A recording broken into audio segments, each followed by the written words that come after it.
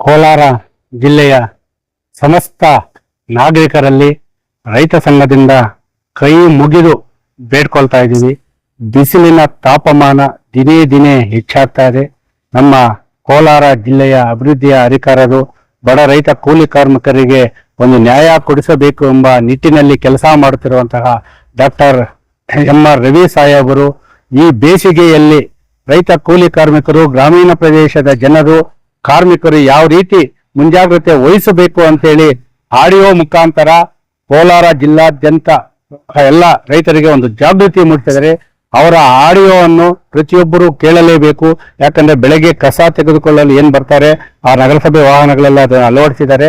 ಅದರಂತೆ ಗ್ರಾಮೀಣ ಪ್ರದೇಶಗಳಲ್ಲೂ ಸಹ ಪಂಚಾಯಿತಿ ವ್ಯಾಪ್ತಿಯಲ್ಲಿ ಎಲ್ಲಾ ಹಳ್ಳಿಗಳಲ್ಲೂ ಮಾನ್ಯ ಜಿಲ್ಲಾಧಿಕಾರಿಗಳ ಈ ಬೇಸಿಗೆ ಕುರಿತು ನೀಡಿರುವಂತಹ ಒಂದು ಆಡಿಯೋ ಕ್ಲಿಪ್ ಅನ್ನು ಪ್ರಚಾರ ಮಾಡುವ ಮುಖಾಂತರ ಈ ಬೇಸಿಗೆಯಲ್ಲಿ, ಯಾಕಂದ್ರೆ ತಂಪು ಪಾನೀಯಗಳನ್ನು ಅತಿ ಹೆಚ್ಚಾಗಿ ಸೇವನೆ ಮಾಡಬೇಡಿ.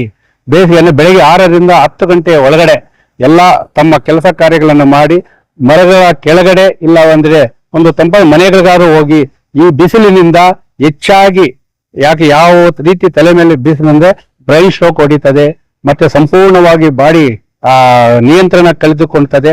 ಅದಕ್ಕೆಲ್ಲ ಮುಂದಿನ ಅನಾರೋಗ್ಯವಾದಂತಹ ಈ ಬಿಸಿಲಿನಿಂದ ತೊಂದರೆ ಆಗ್ತಾ ಇರೋದ್ರಿಂದ ಮಾನ್ಯ ಜಿಲ್ಲಾಧಿಕಾರಿಗಳ ಆಡಿಯೋವನ್ನು ಕೋಲಾರ ಜಿಲ್ಲಾದ್ಯಂತ ಎಲ್ಲರೂ ಅದನ್ನು ಅನುಸರಿಸುವ ಮುಖಾಂತರ ಬೇಸಿಗೆಯ ವಿಪರೀತದ ಒಂದು ಹವಾಮಾನ ವೈಪರೀತ್ಯದಿಂದ ಮತ್ತು ಬೇಸಿಗೆ ಸೆಕೆಯಿಂದ ಜನಸಾಮಾನ್ಯರು ರಕ್ಷಣೆ ಮಾಡಿಕೊಳ್ಳಬೇಕಂತೇಳಿ ಅವರ ಆರೋಗ್ಯವನ್ನು ರಕ್ಷಣೆ ಮಾಡಿಕೊಂಡ್ರೆ ಮುಂದಿನ ದಿನಗಳಲ್ಲಿ ನಾವು ಹಣನೂ ಸಂಪಾದನೆ ಮಾಡ್ಬೋದು, ನಾವೇನು ಬೇಕಾದ್ರೂ ಸಾಧನೆ ಮಾಡ್ಬೋದು.